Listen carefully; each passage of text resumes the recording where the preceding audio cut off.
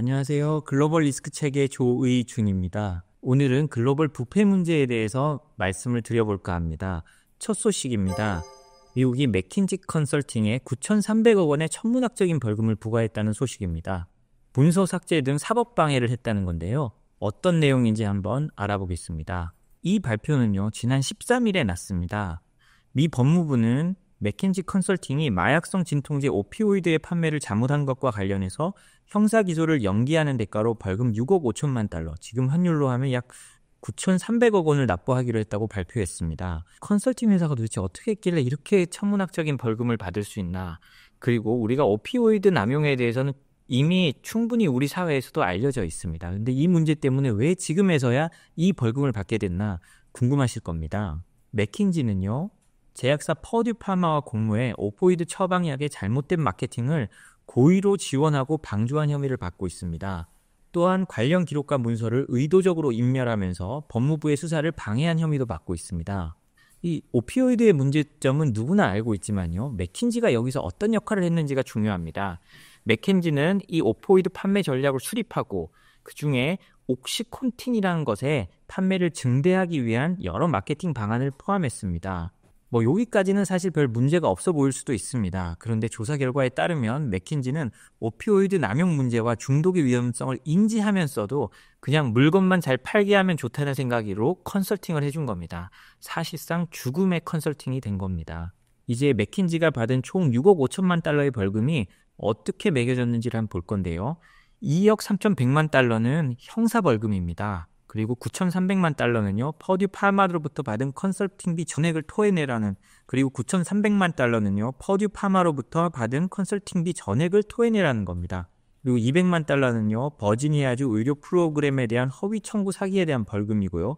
3억 2,300만 달러는요, 연방 의료 프로그램 허위 청구 및 기타 민사 합의금입니다. 그리고 맥킨지는요, 내부 컴플라이언스 윤리 체계를 전면적으로 개편하기로 약속을 했고요. 직원 교육 프로그램을 확대하고요. 윤리적 문제를 식별하고 보고할 수 있는 독립적 내부 시스템을 도입하기로 했습니다.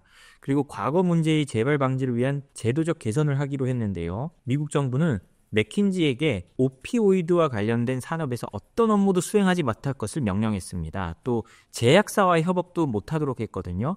사실상 제한한다는 건 앞으로 너희들은 제약사 하지 마라고 말한 것과 똑같습니다.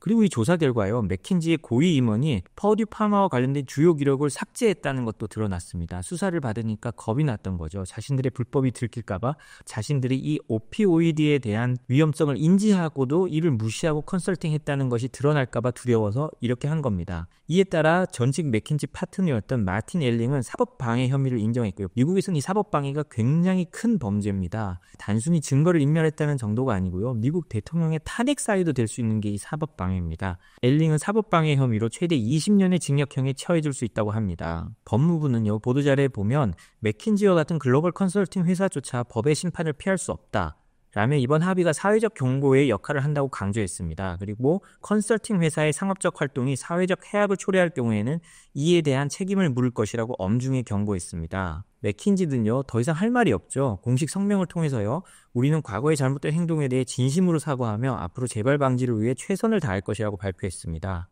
또 회사는 리스크 관리 체계를 개편하고 모든 사업 영역에서 윤리적 기준을 준수하겠다고 했는데요. 이 오피오이드 문제는 정말 미국 사회를 수렁으로 빠뜨리고 있습니다.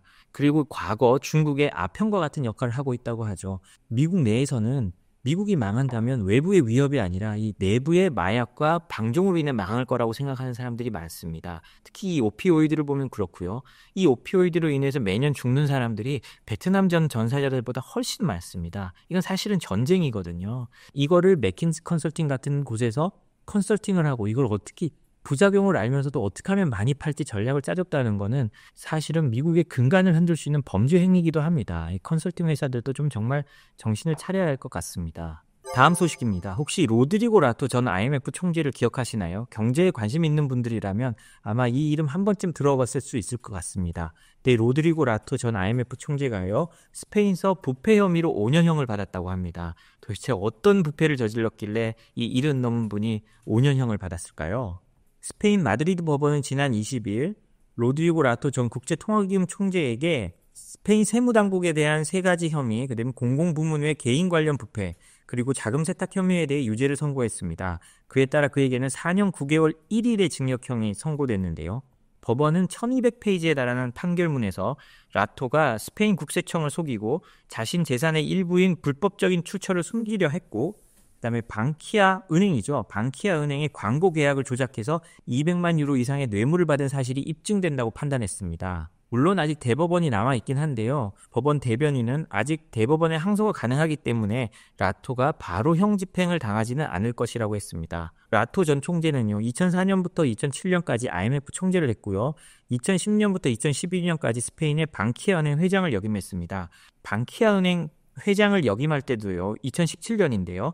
그러니까 법인카드겠죠. 신용카드를 사적으로 사용해서 보석, 휴가, 고급 의류를 구매한 혐의로 유죄 판결을 받고 2년간 복역하기도 했습니다. 과거에 2년 복역했던 건 지금과 다른 사건이고요. 이번 부패 사건에 대해서만 스페인 검찰은 총 11건의 혐의에 대해서 63년형을 구형했다고 합니다. 그리고 법원은 또 라토에게 200만 유로, 약 208만 달러죠. 이상의 벌금을 부과하고 세무당국에는 56만 유로를 추가 납부하도록 명령했다고 합니다. 물론 라토는 이번 수사나 판결이 불공정하다, 정치적 보복이라고 주장하고 있다고 하는데요. 어찌됐든 전 IMF 총재까지 하셨던 분도 법인카드를 잘못 사용하고 그리고 자금 세탁 문제로 이렇게 5년 가까운, 그러니까 4년 9개월 1일을 감옥에 가야 할 상황이 생긴 겁니다. 우리가 자금 세탁 문제나 이런 부패 문제를 쉽게 생각해서는 안 되고요. 권력자들을 더더욱 감시해야 되는 이유가 여기에 있습니다. 다음 부패 관련 소식을 하나 더 준비했는데요. 미국의 항공 서비스 기업이 해외 부패 방지법 위반으로 813억이라는 큰 벌금을 맞게 됐다는 겁니다. 물론 이 해외 부패 방지법에 대해서 좀 알아볼 필요가 있는데요. 이 해외 부패 방지법은 해외의 관료나 고위공직자 그리고 정치인들에게 뇌물을 제공하면 미국 법에 따라 처벌하는 겁니다. 물론 미국의 법인이나 뭔가 있어야 하는 거긴 한데요. 그게 없어도 처벌될 수도 있습니다. 어떤 근거를 들어서도 처벌할 수가 있거든요. 미국은 이걸 아주 엄격하게 적용하고 있는데요. 아르헨티나나 제3국에서 이런 일로 인해서 처벌받는 사례가 다수 나오고 있습니다.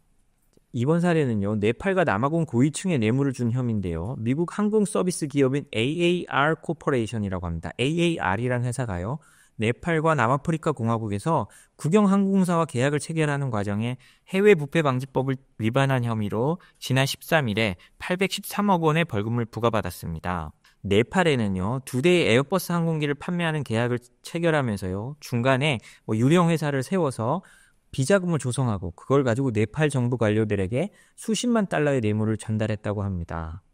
남아프리카 공화국에서는요, 국영 항공사 사우스 아프리칸 항공의 자회사인 사우스 아프리칸 항공 테크니컬의 항공기 부품 지원 계약을 체결하면서요, 에이전시들을 통해서 남아프리카 공화국 관료들에게 뇌물을 제공했습니다.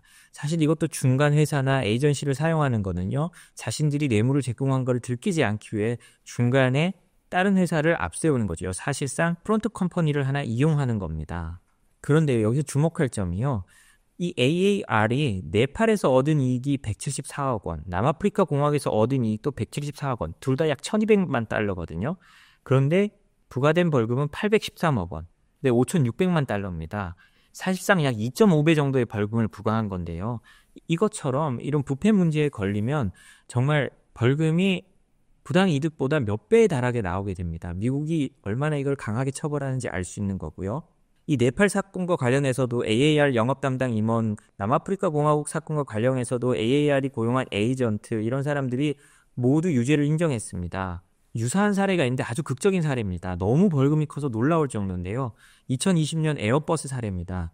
이 에어버스는 아주 여러 나라에 뇌물을 제공했습니다. 그래서요, 이 관련된 조사도 미국, 영국, 프랑스 법무당국에서 계속 벌금을 부과해왔고요. 이렇게 낸 벌금이 무려 40억 달러, 약 5조 8천억 원이 넘어갑니다. 이 사건은 국제반부패 법령을 위반한 대가가 얼마나 큰지 보여주는 대표적 사례고요. 2020년에 위반했는데 최근에서야 프랑스에서 마지막 벌금이 나온 걸로 알고 있습니다. 그만큼 오랫동안 계속됐고요. 에어버스는 이 이외에도 또 다른 걸로 또 조사를 받는, 계속 불비역듯이 엮여서 나오는 조사를 계속 받고 있습니다. 이 해외 부패 방지법은 한번 걸리면 계속 연관되게 나올 수도 있거든요. 그렇기 때문에 이 법이 정말 무섭다는 걸 알아야 되고요. 미국은 이것 때문에 해외 부패 방지법 관련된 교육을 각 나라에서 하도록 권하고 있습니다. 네, 오늘 저희가 준비한 소식은 여기까지입니다. 오늘 소식이 마음에 들었다면 구독과 좋아요, 알림 설정 부탁드립니다. 감사합니다.